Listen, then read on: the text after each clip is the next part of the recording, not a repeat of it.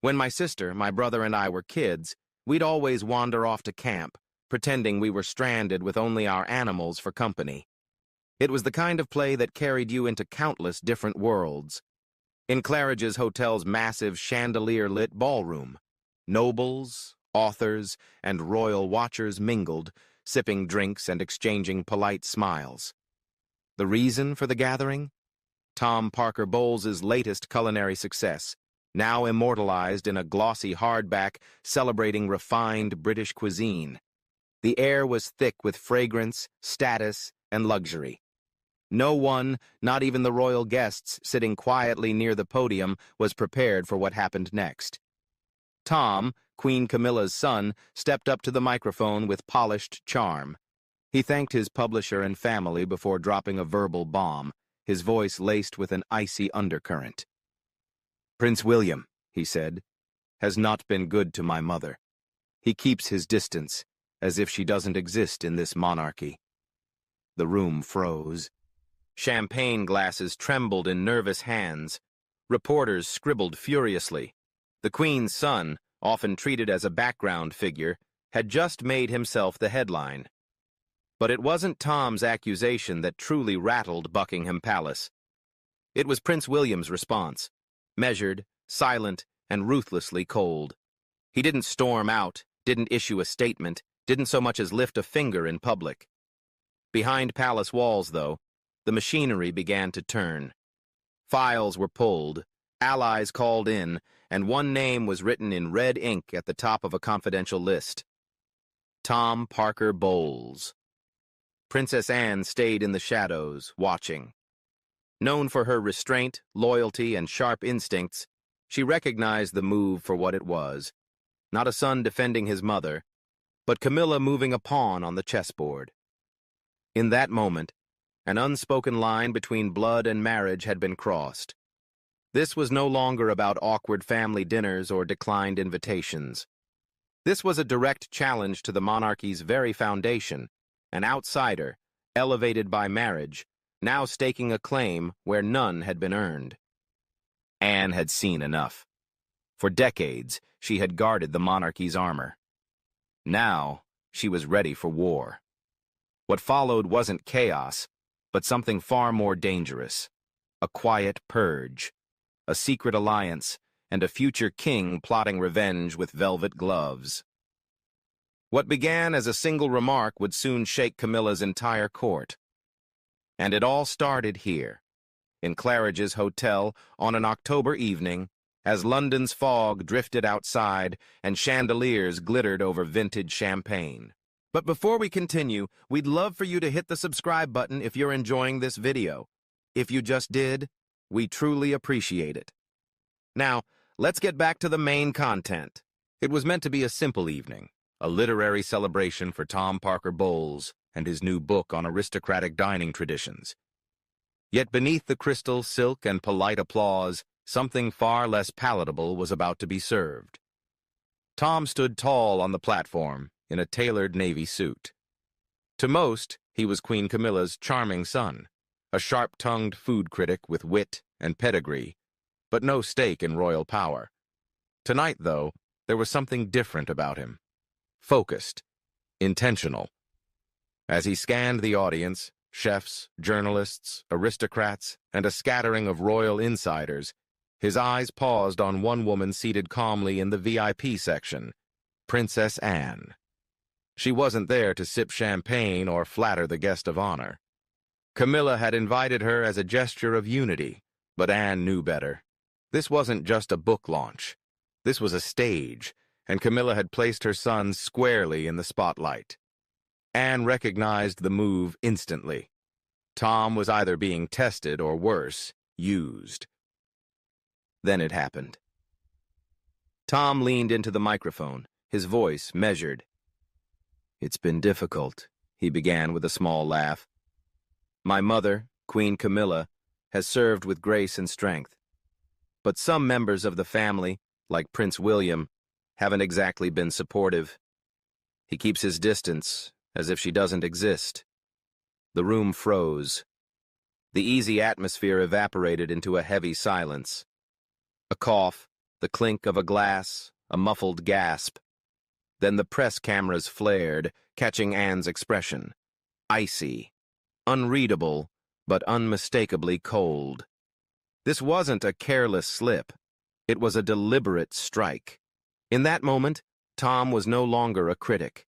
He was a messenger, accusing the heir to the throne of neglecting the Queen Consort and doing it in front of the public, the press, and the upper ranks of the kingdom without hesitation. Anne's gloved hands gripped the arms of her chair. Her jaw tightened. She said nothing, but her aide leaned in nervously. "Your Highness, what should we do?" Anne's reply was barely above a whisper. "The son of a dangerous mother." It was not an insult, it was a judgment. Within hours, headlines blazed. Camilla's son attacks Prince William at book launch. The story exploded across social media. A royal rift had burst open in a London ballroom. This was no idle gossip.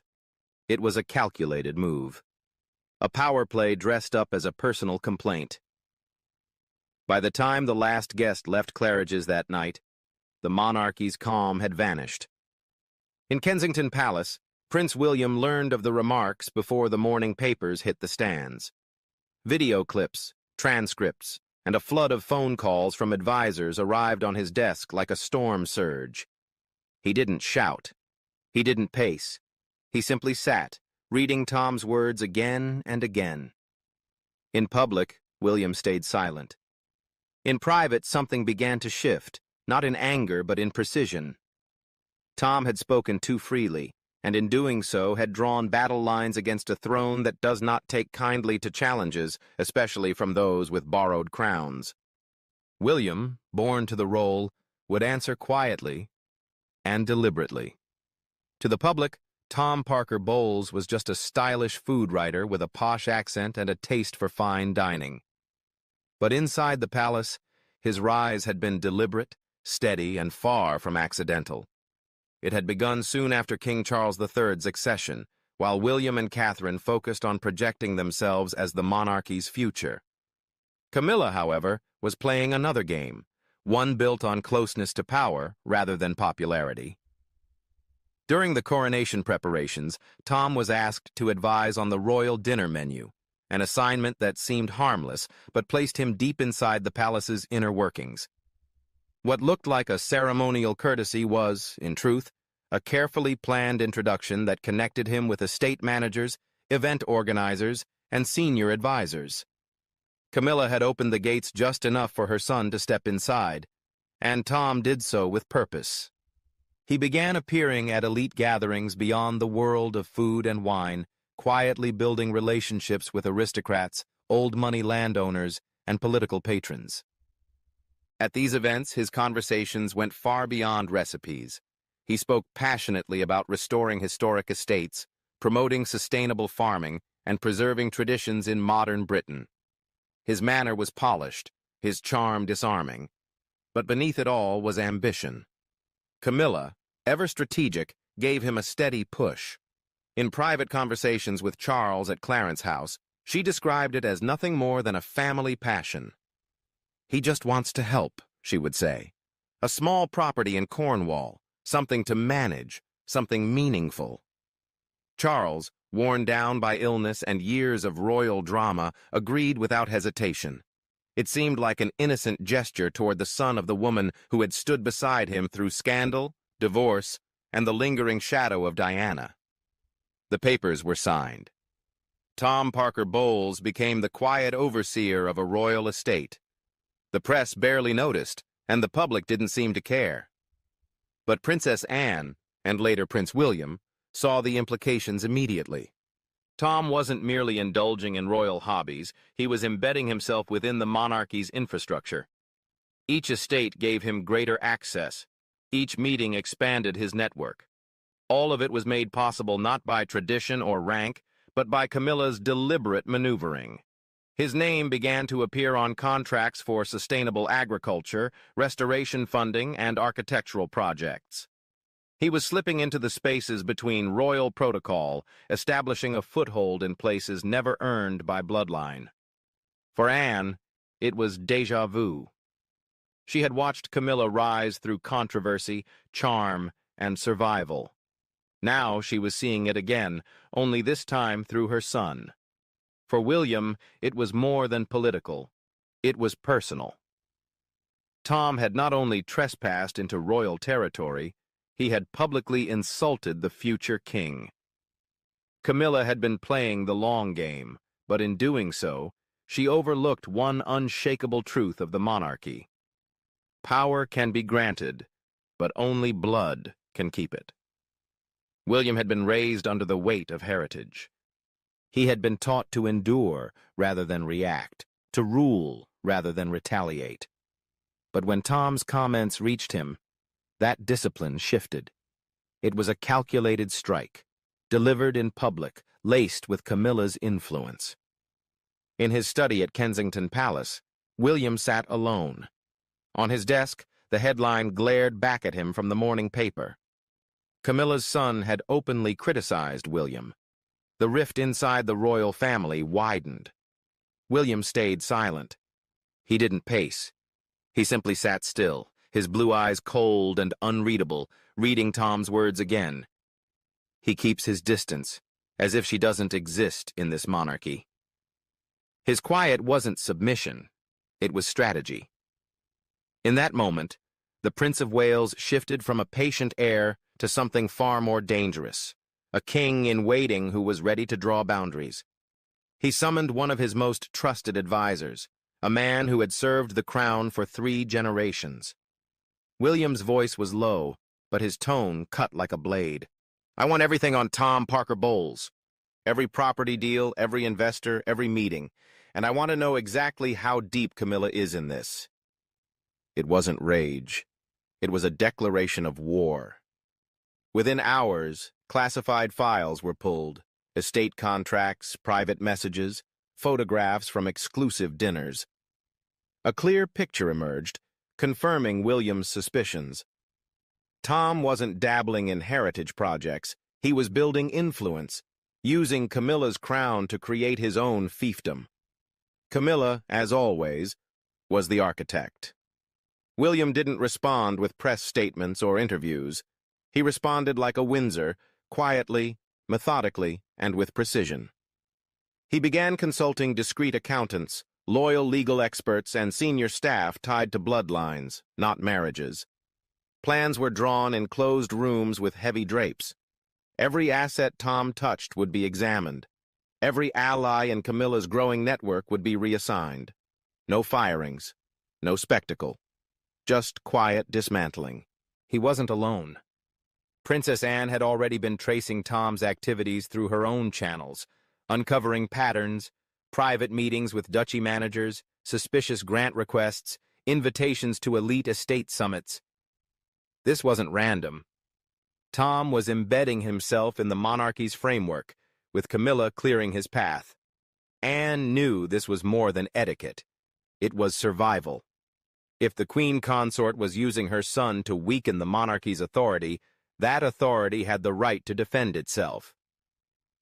Days later, in a mist-filled drawing room at Sandringham, Anne and William met. No titles, no formalities, just 2 Windsors preparing for a quiet coup. This ends now, William said, meeting his aunt's eyes. Anne, the monarchy's most unflinching guardian, nodded once. Then let's end it. The prince was unleashed. The palace would never be the same. If Tom had thrown the first stone, William was now moving boulders. What began as a discreet investigation turned into a sweeping royal audit, publicly framed as a routine transparency review for the Duchy of Cornwall. Behind closed doors, everyone knew the truth. It was a direct strike at Camilla. William personally chose the auditors, people with no loyalty to Camilla or her circle. Their instructions were blunt. Scrutinize every contract, every payment, every name linked to Camilla or her son. The team worked in silence, combing through years of records. Within weeks, they uncovered rot. At the center stood Camilla's sister, Annabel Elliot.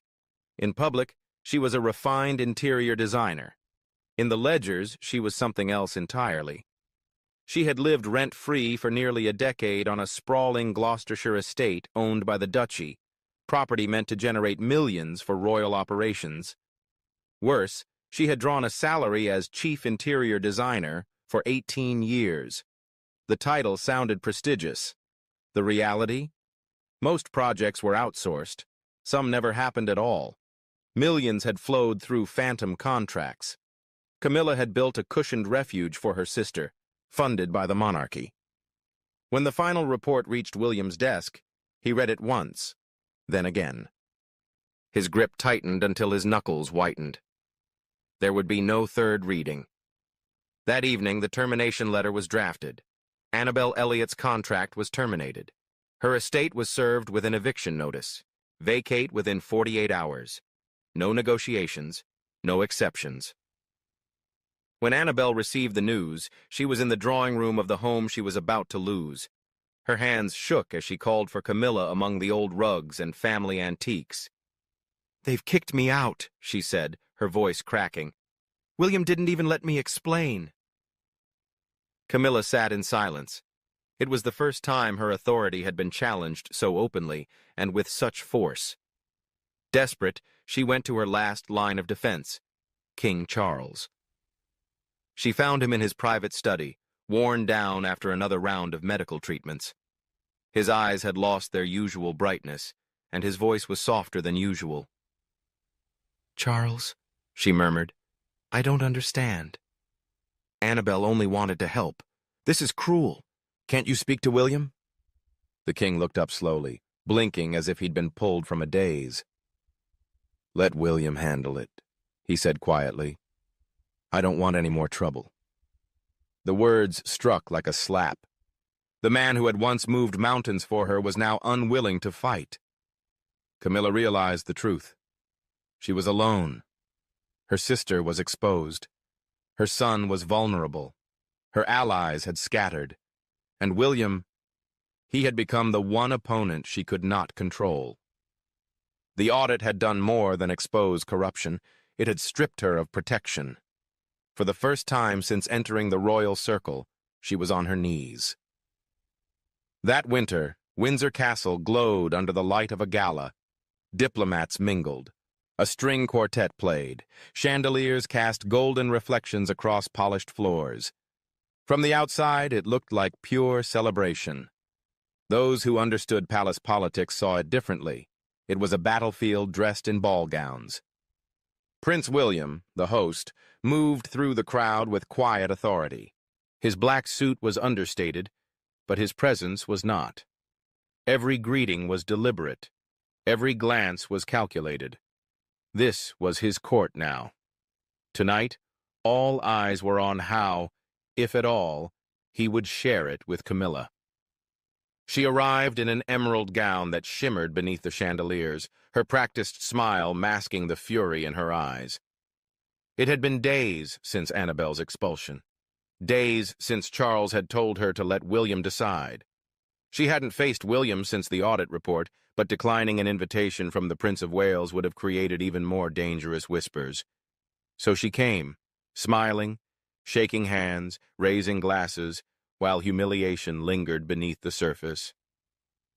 From the shadows, Princess Anne emerged, her sleek black attire a stark contrast to Camilla's jewel tones.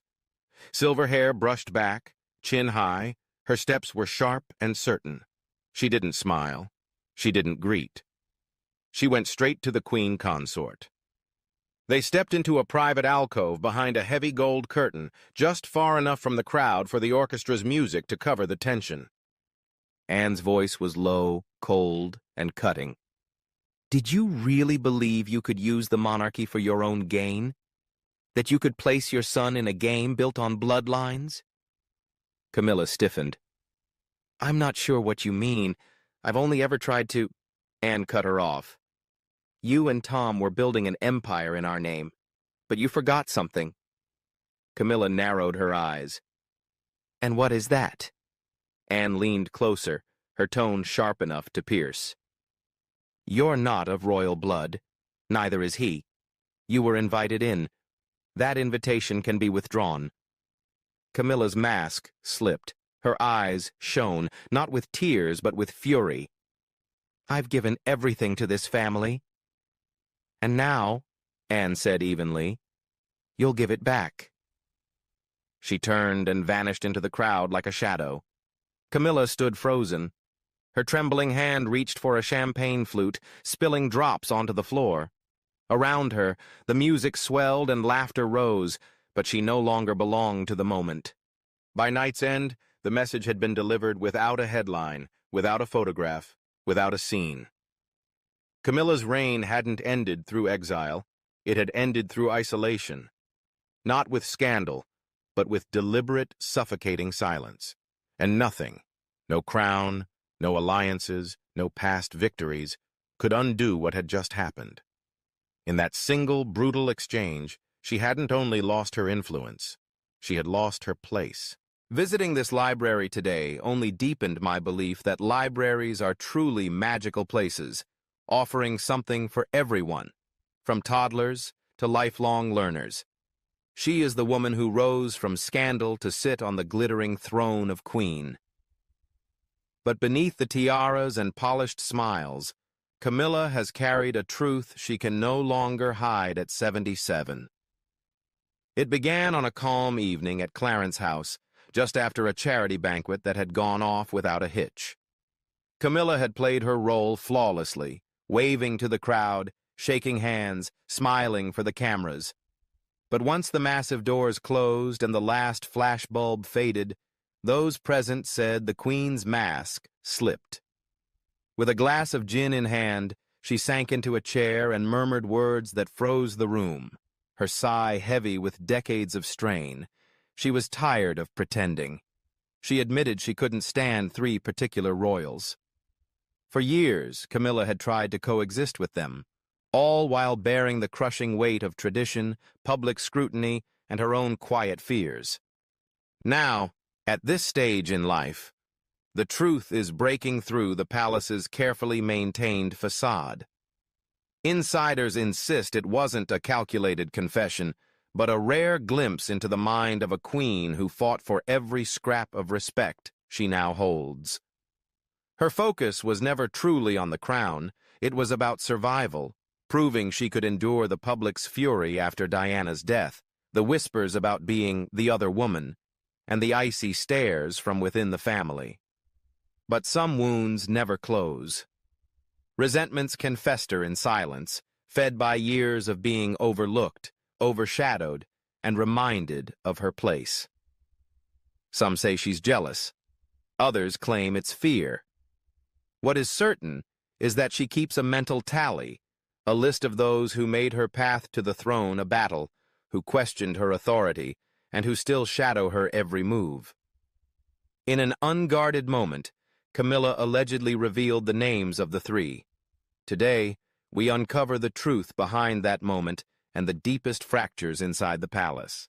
These are not petty family squabbles, but battles for power that could shape the monarchy's future. And when each identity is revealed, the weight of her words will become clear. That night at Clarence House, the cameras were gone, the guests had been charmed, and staff moved quickly through the marble halls, clearing plates and dimming candles after yet another royal dinner. But in a small sitting room, long past midnight, Camilla, still in her diamond necklace and pearl-shimmering gown, was not celebrating. As the long-time attendant tidied the room, she spoke quietly, but with an edge sharp enough to slice through the stillness.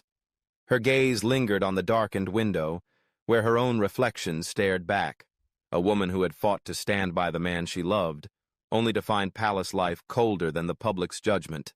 But before we continue, we'd love for you to hit the subscribe button if you're enjoying this video. If you just did, we truly appreciate it. Now, let's get back to the main content. These 3. At that moment, the aide froze, realizing they were witnessing something rare. A crack in the royal armor of a woman who had spent decades forcing smiles and offering gracious nods at events that often felt like battles fought in silk gloves. Camilla's path to becoming queen had never been easy. She had endured hushed gossip behind closed doors, the sharp judgment of a public that once saw her as the villain in Diana's story, and the cool indifference of royal relatives who never truly welcomed her. She had survived scandals, hidden her tears, and lived with the isolation that often comes with power. But on that night, something shifted. Those close to her believe it was the culmination of years of subtle slights, of being overshadowed again and again, and of watching the public embrace Kate's effortless elegance, while Camilla's presence was met only with polite applause. It was the sting of seeing William take on his role with the people's full support, yet never losing sight of the mother he had lost. A mother whose memory hung in the air like a ghost whenever Camilla tried to move forward. And then there was Princess Anne, whose quiet but constant judgment had followed Camilla for decades, leaving her feeling like an outsider in her own family. The aide was struck not only by Camilla's words, but by the look on her face, a mix of exhaustion, resignation, and restrained anger with nowhere to go. Once spoken, those words could never be taken back.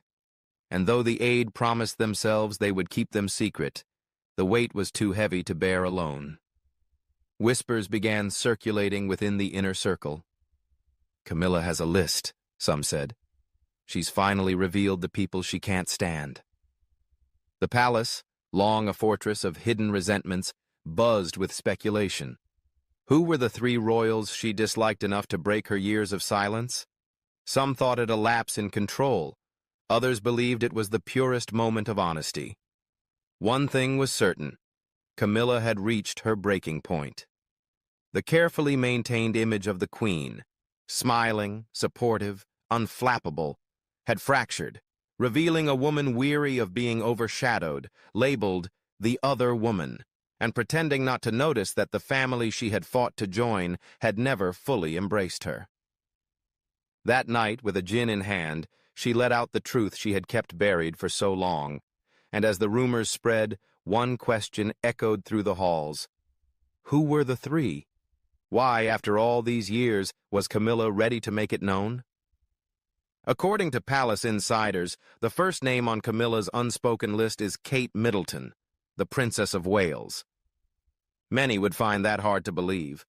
After all, Kate has always projected poise, kindness, and a steadfast devotion to the family she married into. But to Camilla, Kate represents everything she will never be. It's not about crowns or status, it's about presence.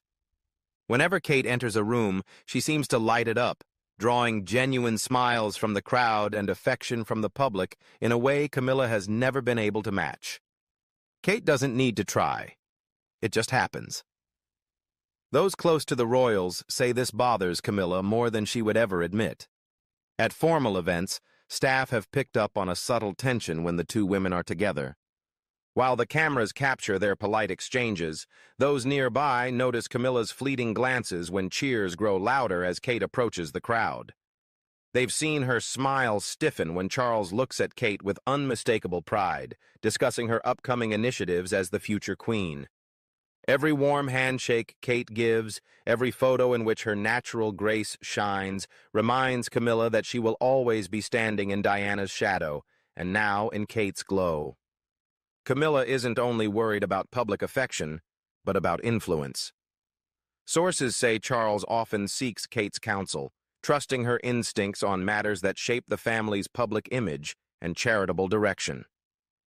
Some believe Charles sees in Kate the steadiness and quiet strength that once defined Diana, and that he relies on her insight to guide the monarchy's path forward. Palace staff say each of these moments chips away at Camilla's sense of influence and position beside Charles. Small incidents, trivial on their own, form a pattern of mounting tension. At a garden party last spring, Kate's arrival completely shifted the crowd's focus. Guests and photographers surrounded her while Camilla stood quietly off to the side, waiting for her turn to move forward. At another event, Kate's natural rapport with children drew warm smiles and laughter, while Camilla's attempts to join in seemed overlooked. Standing next to Kate's effortless warmth, her presence almost disappeared. To Camilla, Kate embodies what she can never reclaim: public trust, unwavering devotion, and the picture-perfect image of a princess who won hearts without scandal. Her resentment toward Kate comes from constant comparisons, an unspoken rivalry she never asked for but can't escape. In private, her frustration is less about personal dislike and more about what Kate symbolizes, the monarchy's future, a future that will one day be Kate's alongside William. Watching from the sidelines, Camilla sees her reign as a short chapter before the modern royal era begins. For this reason, Kate tops Camilla's quiet list, the princess who outshines her without even trying. And if Kate represents the future, William represents the authority she can't influence. It's well known in royal circles that Camilla and William have always had a complicated relationship, their polite exchanges covering a deep, unspoken strain. William's devotion to his mother's memory shapes his every move, influencing his view of the monarchy and of Camilla. To him, she is a living reminder of his mother's pain, a face tied to the years of sorrow he witnessed as a child. Though he remains outwardly respectful, those close to him say he keeps her at a distance, never letting her occupy spaces that once belonged to Diana. Camilla, in turn, is frustrated by his quiet resistance. She has spent years trying to earn her place in the family, but while she has reached an uneasy truce with Harry, William remains distant. His fierce protection of his mother's legacy and of his family's future feels to her like a wall she can't scale. Even as queen, she feels his influence overshadow her. His presence at events, his confident speeches, and the public's view of him as the rightful future of the monarchy all serve as reminders that her time is temporary. William will inherit the crown, and with it the power to shape how history remembers her. Sources say their tensions have nearly boiled over on several occasions. Staff have noted William's dismissive tone toward her suggestions in private family meetings, explaining that his focus is on the institution, not her comfort. At Christmas gatherings, observers have seen him keep conversations brief before turning to join Kate or play with his children, leaving Camilla standing with her drink, watching the family that will soon define the monarchy. Her frustration with William is as much about what's coming as it is about what's past. She fears that once Charles is gone, William will restrict her role and make sure her reign is remembered as little more than a footnote. While Diana's legacy continues under William, Camilla worries her own will vanish. In her eyes, William is the heir she can't sway, the future king who could bring her chapter to a close. Every courteous look from him in public feels like a reminder that his respect is formal, not heartfelt, and that his loyalty will always be to the mother he lost and the family he's determined to protect. So when her frustration spilled over that night, William's name came second, a son she could never mold, a prince who would never see her as anything more than a symbol of the past. And if Kate stands for the future and William for the power she can't direct, then Princess Anne is the unshakable wall she's faced for decades. With her sharp wit, unyielding will, and fierce sense of duty, Anne has never bowed to anyone, including Camilla, queen or not. Those close to the palace believe Anne's dislike for Camilla dates back to the very beginning. Before Charles and Camilla were married, Anne was said to have strong feelings about the woman who had held a place in her brother's heart for decades. Fiercely protective of tradition and the family's reputation, Anne reportedly saw Camilla as a disruptor, a figure tied to some of the royal family's most humiliating chapters. Anne has always valued hard work and quiet service over titles and glamour. She attends engagements without fuss, often wearing the same outfits multiple times, greeting everyone from heads of state to farmers, and leaving without seeking recognition. Camilla's climb to prominence through scandal was, in Anne's eyes, everything the family should have avoided. Though Anne has remained composed in public, her coolness toward Camilla has been an open secret. For Camilla, it has been a constant source of unease. In her early years within the family, she often found herself left out of Anne's close circle. At family gatherings, Anne would offer polite nods rather than genuine warmth, speaking to Camilla only when necessary and never sharing the easy small talk she gave to others. At formal events, Anne's brisk, no-nonsense presence could make Camilla's attempts at projecting queenly authority feel diminished, leaving her on the fringes even in her own sphere. The tension has not only been personal. Behind the scenes, Anne and Camilla have clashed over royal patronages and charitable priorities. With decades invested in her causes, Anne is fiercely protective of the organizations she supports. When Camilla has tried to modernize or take on certain initiatives, Anne has sometimes pushed back. Staff have quietly noted the frosty moments in meetings when Camilla's suggestions met with Anne's firm rebuttals, often ending with a single look that made it clear where Camilla stood. Anne's bond with her brother Charles adds another layer. While Charles has worked tirelessly to see Camilla accepted, Anne's silent resistance is a constant reminder that not everyone in the family believes she deserves her place. Camilla knows Anne's opinion matters to Charles, and even if he won't openly side with his sister, the weight of Anne's disapproval lingers in the background, casting a shadow over her reign. At 77, Camilla has come to terms with much: public criticism, family rifts, and the endless comparisons to Diana. But Anne's unwavering stance has remained a thorn she cannot remove. Even as queen, she knows she will never command Anne's respect. So, on that night when Camilla finally let her guard down, Anne's name was the third to surface. Not from jealousy, but from years of frustration with a woman who has never welcomed her, never yielded to her, and never hidden her belief that Camilla does not truly belong. In Anne, Camilla sees the conscience of the royal family, unyielding, watchful, and forever judging her place. Behind the walls of Clarence's house, far from the cameras and rehearsed smiles, Camilla's whispered list of 3 was more than a late-night outburst. It was an admission of fear, regret, and old wounds that had never healed beneath the polished surface. Kate, William, and Anne, pillars of the monarchy's future to the public eye, steady hands guiding it forward. But to Camilla, they are the embodiment of her private battles. Kate is everything she wishes she could be in the eyes of the people, adored, admired, and untouched by scandal. She represents the fairy tale Camilla will never live, the unwavering public faith she has sought for decades but can never fully grasp. Each wave and smile Kate offers is a reminder that for some, love is freely given, while for others, it is always out of reach. William is the heir, the son who carries Diana's memory like armor, guarding his family's legacy in ways that leave no room for Camilla. She knows his influence will one day decide the monarchy's course, and she fears there will be no place for her.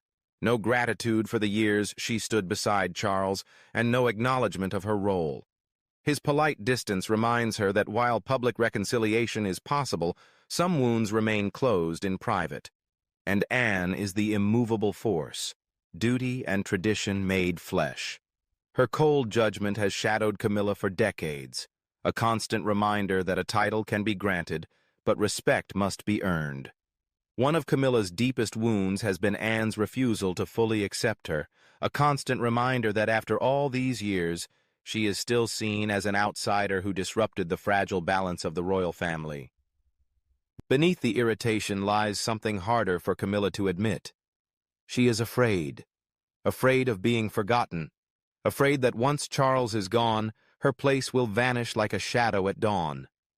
She worries that the legacy she has fought so fiercely to build will be erased by a new generation eager to turn the page on the most turbulent chapters of royal history. She knows the public will never love her the way they love Kate, that William will never truly see her as family, and that Anne will never view her as deserving. At 77, with the weight of age and the relentless passage of time pressing in, that fear has curdled into resentment, and resentment into quiet, simmering anger. Letting go would mean admitting that the battles she fought, the scandals she endured, and the sacrifices she made to stand beside Charles were for nothing. It would mean acknowledging that the monarchy will carry on without her, guided by the very people she has come to resent, leaving her as little more than a footnote in history. So when she spoke the names of Kate, William, and Anne in the stillness of the night, it was not just a list of those she disliked. It was an unguarded admission of everything she has kept hidden for decades. A glimpse into the fears of a queen who knows that even a crown can't shield you from the shadows of your own mind. Now, as she walks the quiet corridors of Clarence House, the truth of her final years inside the royal walls becomes harder to ignore. Each step reminds her that the future she fought for is slipping away. To the outside world, she is the smiling figure beside Charles, stepping from royal cars, waving graciously at charity events. But even in those carefully orchestrated moments, the whispers persist. Whispers that she is too weary to keep up the performance, too drained to swallow her bitterness toward Kate, William, and Anne. These closing years are about more than carrying out her royal obligations.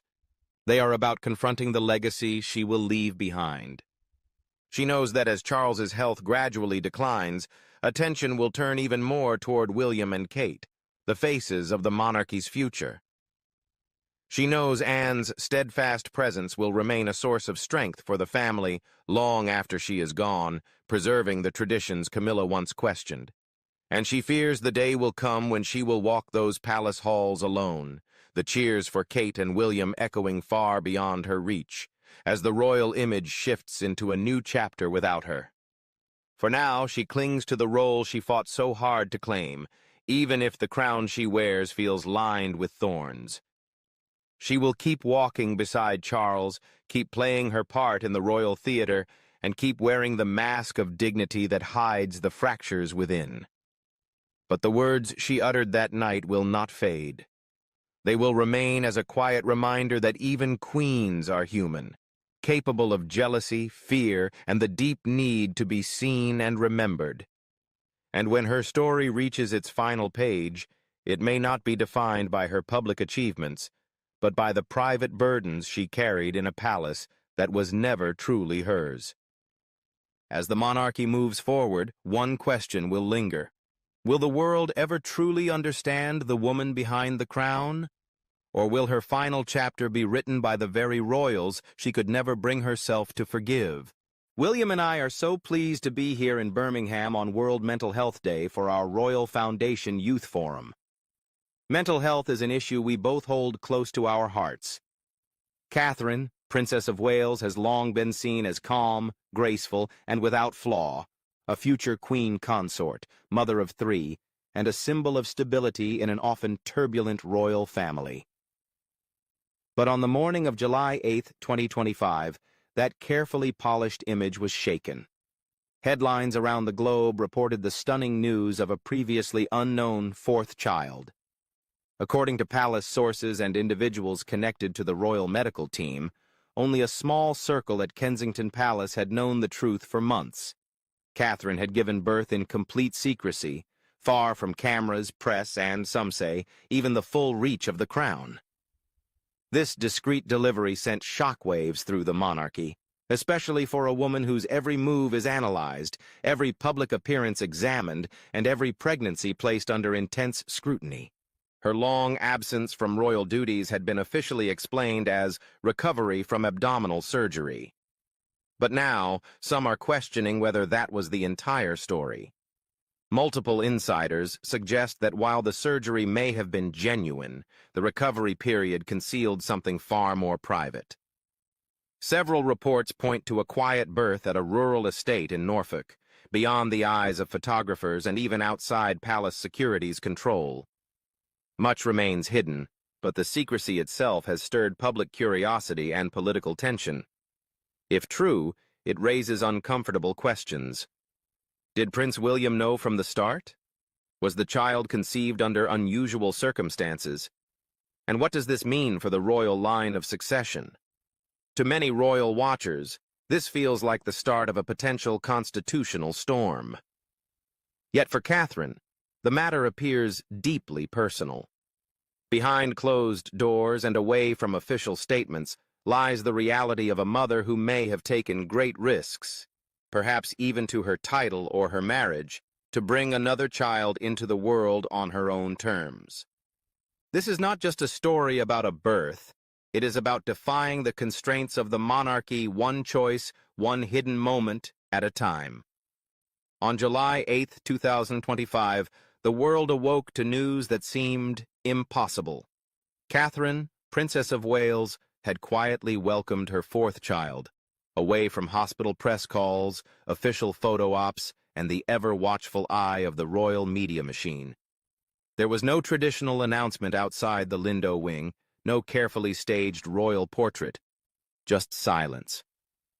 That silence was broken when an anonymous source leaked the story to a senior foreign journalist, claiming the child had been born months earlier, in the spring, at a secluded countryside property in Norfolk. Security there was not provided by palace officials, but by Catherine's own trusted friends, loyal, discreet, and fiercely protective. But before we continue, we'd love for you to hit the subscribe button if you're enjoying this video. If you just did, we truly appreciate it. Now, let's get back to the main content. Within hours, new claims began circulating. Rumors of a midwife brought in under strict confidentiality agreements, medical equipment delivered under cover of night, and a birth certificate that had yet to be made public. If these accounts are true, Catherine concealed an entire pregnancy not only from the global press but also from parts of the royal household itself. The immediate question was, who knew? Speculation quickly turned to William. Some insiders claim he only learned in the final weeks, while others insist he played a role in orchestrating the secrecy to shield his wife from institutional pressure. For now, the truth remains unclear. What is clear is that this was no accident or simple breakdown in communication.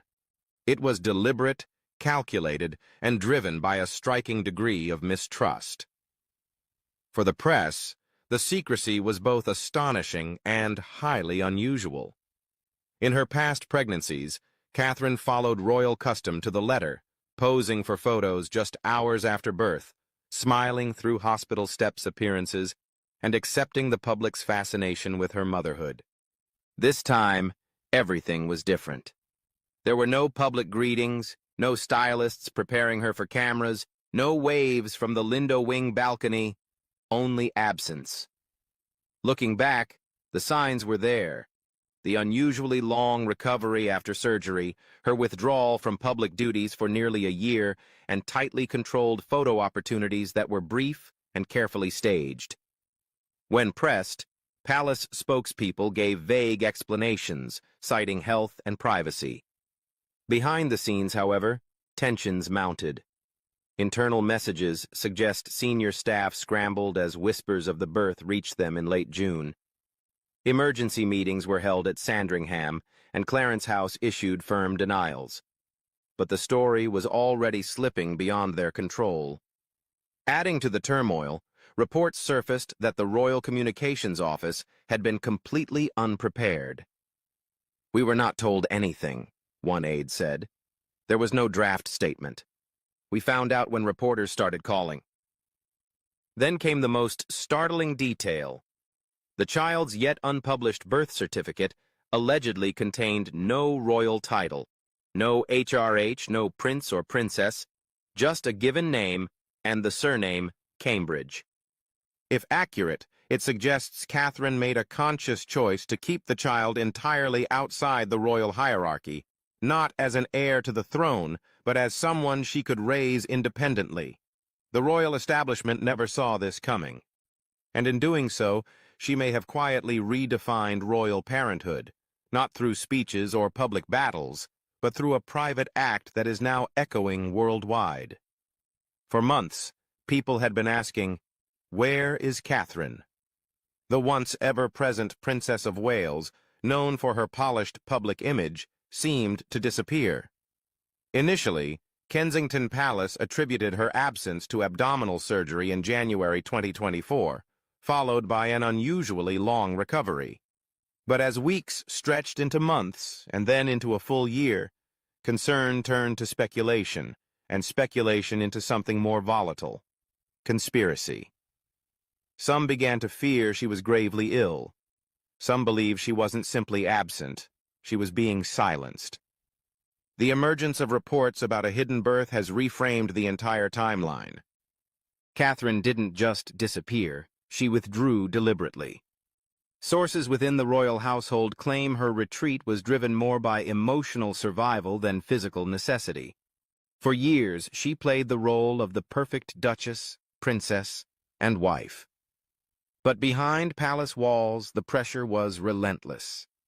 Every child she bore was scrutinized, every expression dissected, every word picked apart by both the press and those inside the institution. By late 2023, whispers began to circulate that she was expecting again, this time without the palace's approval or media coordination. It was then, according to insiders, that she made a fateful decision.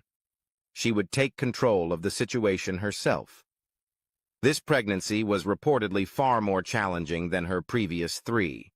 Medical sources familiar with her records say she once again battled severe hyperemesis gravidarum, the same debilitating morning sickness she had endured before, compounded this time by anxiety, isolation, and what some describe as a breakdown in trust with senior royals, including Camilla and Charles.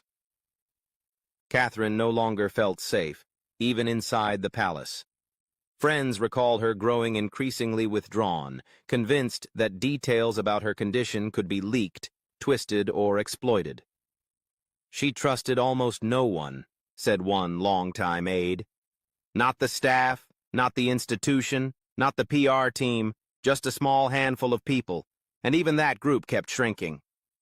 During this period, she quietly began laying the groundwork for a birth completely outside the monarchy's oversight.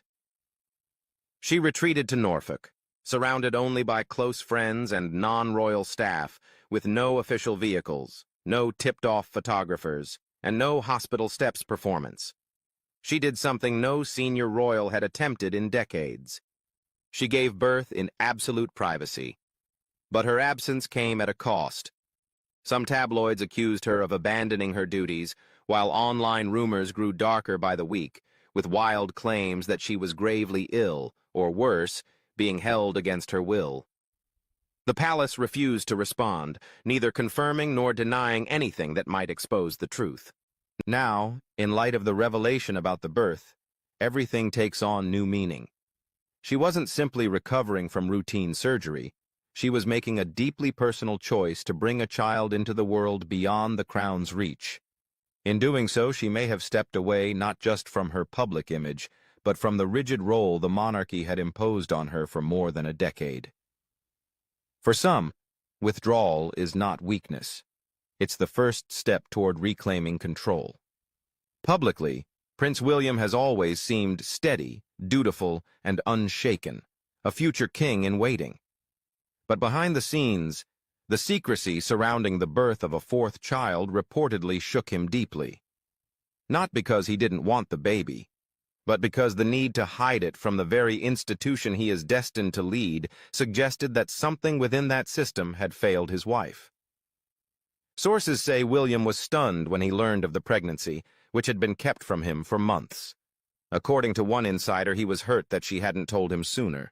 But when he understood why she felt she couldn't, it left him devastated in a different way. Those close to the couple describe his reaction as fiercely protective, but also weighed down by guilt.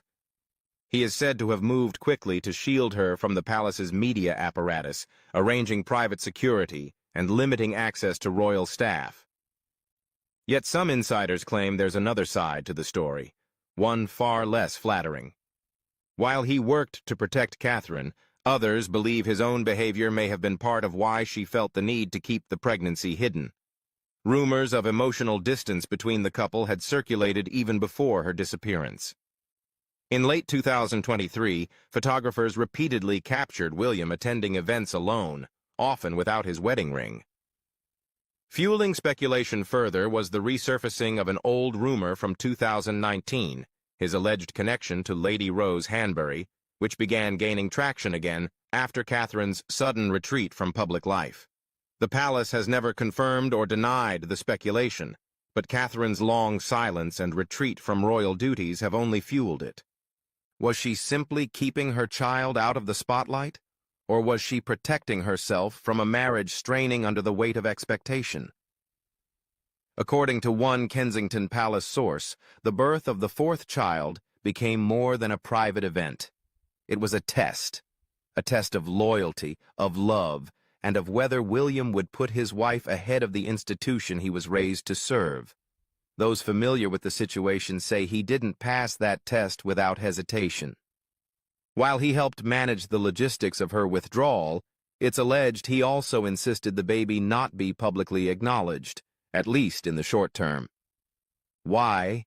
One royal biographer claims he feared the reaction from his father and stepmother, and even more so, the frenzy it would cause in the press. For Catherine, already exhausted and emotionally worn down, this may have felt like a betrayal. She wanted him to fight for her, to be vocal, a source explained.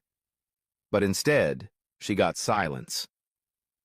Insiders say the distance between them has grown since the birth. They are rarely seen together, their joint appearances carefully staged. Separate sleeping arrangements, meetings, and even advisors have reportedly become standard. Yet those closest to William believe he is deeply troubled by the situation, struggling to balance his dual roles, prince and partner, heir and husband. At some point, he may have to face the reality that preserving the monarchy and protecting the mother of his children are no longer the same thing. And now, under the scrutiny of the public eye, he faces a question that could shape the rest of his life. Did he sacrifice the woman who gave him 4 children in order to protect a crown in crisis? For Queen Camilla, image control has always been paramount, managing her public persona, shaping the palace narrative, and safeguarding the legacy she fought to secure. So when word emerged that a senior royal child had been born without the palace's knowledge or approval, it was taken as more than a breach of protocol. Camilla reportedly reacted with fury behind closed doors. A senior courtier says she was absolutely livid when news of Catherine's private birth began to spread. Not only had she been kept in the dark, but the palace's media operation had been blindsided, left scrambling to contain a story with almost no time to manage the message. For Camilla, it was a direct challenge to her authority, undermining the image she has worked tirelessly to craft and the control she has fought to maintain. Within hours of the leak, Clarence House convened urgent meetings, not to address Catherine's welfare, but to manage the fallout. One internal memo described the child as an unsanctioned narrative complication, a phrase that reportedly unsettled even seasoned staff.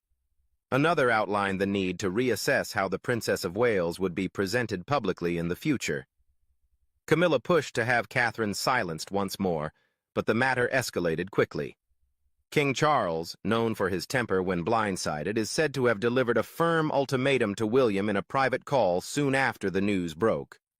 Either bring the child into the royal fold with complete transparency, or see Catherine step back from public life indefinitely.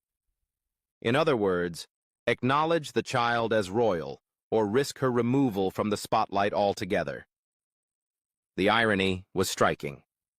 After decades of defending his own scandals, Charles was now pressuring his daughter-in-law for making a choice she believed necessary to protect her child from the same machinery that once consumed Diana. Meanwhile, Camilla reportedly argued for harsher measures. One aide claimed she suggested sealing the birth record permanently and even stripping Catherine of her HRH status for what she called a serious breach of royal trust. William allegedly shut that idea down, but it revealed just how deep the resentment ran. The outrage, some say, is less about protocol and more about power. For years, Charles and Camilla have worked to present a carefully managed monarchy with clear structure and control over its image. A child conceived and born without their oversight threatens that order and could shift public opinion in Catherine's favor. Judging by the reaction, their fears may be justified. Within 2 days, hashtags like hashtag Kate did it right and hashtag protect Catherine trended worldwide. Commentators painted her not as a rebel, but as a mother pushed to her limits. Camilla may hold the title of queen, but if the situation spirals, she risks losing the authority she has fought to secure, not to Catherine herself, but to public sentiment. In the court of opinion, the people have already chosen their queen, and she is not Camilla. Amid the royal upheaval, one question overshadows all others. Who is this child? Born in secrecy, raised in seclusion, and unseen by the public, this fourth member of the Wales family could alter the line of succession, or vanish from official history entirely.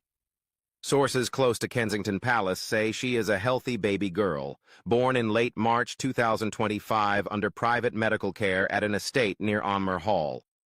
No birth certificate has been released, no name revealed, and no title granted, breaking every modern convention for royal births. Why the secrecy? One theory circulating among diplomatic contacts is that Catherine deliberately chose not to give her daughter an HRH or any formal title, freeing her from royal duties, media intrusion, and the pressures that overshadowed Diana and nearly consumed Catherine herself. But another possibility has palace insiders uneasy. If the child is indeed William's, as all reports suggest, and no legal measure removes her from the line, she would automatically become fifth in succession after George, Charlotte, and Louis. That would push Prince Harry and his children further down, potentially deepening the already fragile relationship between the Sussexes and the Crown. If the child is ever formally acknowledged, the palace will be forced to answer a far more uncomfortable question: why her existence was kept secret in the first place. Royal legal teams are reportedly reviewing constitutional procedures ahead of any official introduction, knowing that even a carefully worded acknowledgement will provoke public backlash. It won't just be about the secrecy, it will also spotlight how the monarchy treated Catherine in the months before the birth. The image that will remain is a damning one. A princess so unsupported and distrustful of the crown that she chose to give birth alone, far from the institution meant to safeguard her. Within Catherine's inner circle, the child is quietly referred to as her second chance. According to one source, this baby represents something profoundly personal to her. It isn't about titles or the crown, it's about reclaiming what she feels was taken from her independence, her sense of self, and perhaps her peace of mind. The baby is reportedly being raised entirely outside the royal system, in a secluded home staffed by trusted, long-serving members of the Middleton household. There are no official nannies, no palace schedules, no morning photo calls, just a mother and her child, rebuilding trust in a world that once betrayed them. Some believe Catherine will never present this child to the public. Others think she is waiting for the right moment, perhaps when William is ready to stand beside her without hesitation, perhaps when the institution acknowledges its own failings. Or maybe that moment will never come. What is certain is that the child exists, and with each passing day, her quiet presence shapes the monarchy's future. Whether she remains hidden or eventually steps into the spotlight, she has already changed royal history, not through ceremony or privilege, but simply by being born outside the system's control. As news of the hidden birth spreads, it's clear this is not just a private matter. It's a political and constitutional shockwave. The palace, scrambling to contain the narrative, now finds its fractures exposed for all to see. Public opinion has shifted dramatically. Where once silence was expected, now voices are rising in defiance. Social media is flooded with messages of support for the Princess of Wales, framing her as a mother protecting her child rather than a royal breaking the rules. Catherine's actions were not about claiming more power. They were about refusing to surrender another child to the cold machinery that consumed Diana, harmed Meghan, and has now pushed even the most admired royal of her generation to her limits. Meanwhile, Camilla and Charles face mounting criticism. Their insistence on controlling the narrative, coupled with a perceived lack of compassion, has only reinforced what critics have long argued. This monarchy protects itself before it protects its own family. And then there is William, caught between the image of the prince who vowed to modernize the crown and the reality of a man facing the same choice his mother once placed before his father, family or the throne. The future of the monarchy may hinge on that choice. For now, in the quiet of a Norfolk estate, lives a child with no title, no crown, and no public obligations, only the steadfast love of a mother who has reached her limit. That child, unknown to the world, could be the most influential royal the family has never publicly acknowledged, a symbol of a future shaped not by lineage, but by love. And as Catherine holds her daughter far from the cameras and the suffocating rituals of the crown, the world is beginning to understand something the monarchy refuses to admit. Sometimes the most powerful statement a royal can make